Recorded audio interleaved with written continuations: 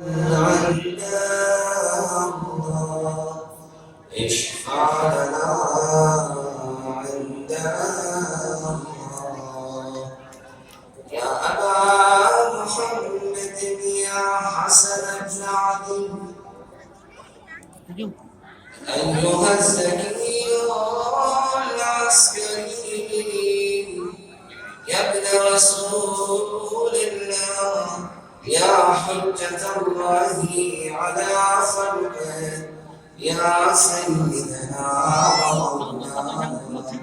إنا توجهنا واستشفعنا وتوسلنا بك إلى الله وقدمناك بين يدي حاجاتنا